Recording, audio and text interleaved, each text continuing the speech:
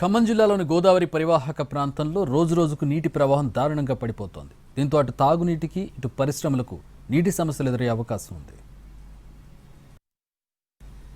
నీటి పరిమాణం మాత్రం పూర్తిగా తగ్గిపోయింది. ఈ నేపథ్యంలో గోదావరి మీద ఆధారపడ్డ అనేక ప్రాజెక్టులు, అదేవిధంగా త్రాగునీటికి సంబంధించిన భగీరథ ప్రాజెక్టులు కూడా ఇబ్బంది పడే పరిస్థితి ఏర్పడుతుంది. ప్రధానంగా గత 7-8 సంవత్సరాల క్రితం వచ్చినటువంటి గోదావరిలో నీటి కొరత ఈసారి వచ్చినట్టుగా కనబడుతుంది. ఆనాడు బీటీపీఎస్ అంటే అప్పుడు బీటీపీఎస్ లేదు, అయితే అప్పుడు హెవీ వాటర్ ప్లాంట్కి మాత్రం నీటి కొరత ఏర్పడిన పరిస్థితి ఉంది. ఆ నేపథ్యంలో హెవీ వాటర్ ప్లాంట్కి అప్పటి నుంచి నీటి కొరత ఏర్పడకుండా ఉండేందుకు కోసమని ఒక కాలువను తవ్వారు. ఆ కాలువ ద్వారా అంటే హెవీ వాటర్ ప్లాంట్కి నీటిని తీసుకుంటున్నారు. ఆ తర్వాత నుంచి కూడా అంటే బీటీపీఎస్ వచ్చింది. ఈ బీటీపీఎస్కి కూడా నీటి అవసరం ఉంది.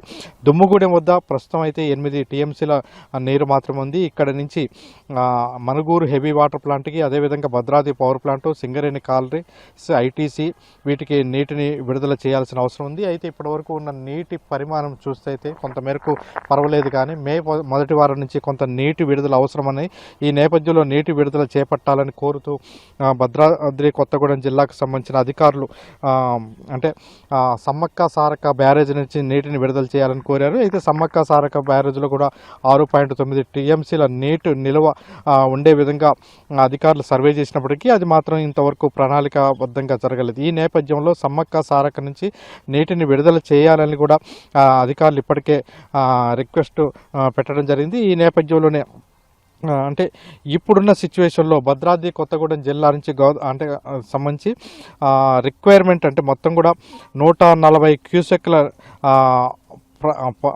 పర్పస్ అంటే 140 క్యూసెక్ల నీరు అవసరం ఉండగా హెవీ వాటర్ ప్లాంట్కి 17 క్యూసెక్లు, బీటీపీఎస్కి థర్మల్ పవర్ ప్రాజెక్టు 29 క్యూసెక్లు, అదేవిధంగా సింగరేణి కాలనీస్కి 32 క్యూసెక్లు డ్రా చేస్తున్నారు. అదేవిధంగా మిషన్ భగీరథకు కూడా దాదాపుగా 56 క్యూసెక్ల నీరు ఫర్ సెకండ్ అన్నమాట.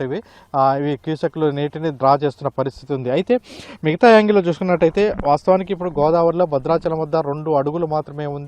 అయితే ఇంటెక్ వెల్ అంటే నీటిని సరఫరా చేసే ఇంటెక్ వెల్కి మాత్రం గోదావరి పాయలో నుంచి ఒక కాలువ కొట్టి ఆ కాలువ ద్వారా ఇంటెక్ వెల్ ద్వారా నీటి సరఫరా జరుగుతుంది. అయితే గత 4-5 సంవత్సరాల నుంచి ఎప్పుడు కూడా ఈ త్రాగునీటి అవసరాలకి కానీ వీటికి కానీ సమస్య ఏర్పడలేదు. కానీ ఈసారి బీటీపీఎస్ రావటం ద్వారా ఎక్కువగా నీటి డ్రా అవసరం ఏర్పడింది. అయితే వీటన్నిటికి కూడా పర్ణశాల వద్ద 2 పాయలుగా గోదావరి చీలు ఉంది. ఒక పాయలో నీరు లేని పరిస్థితి. ఆ నీరు లేని ప్రాంతాల్లోనే పరిశ్రమలు అనేది విస్తరించి ఉన్నది.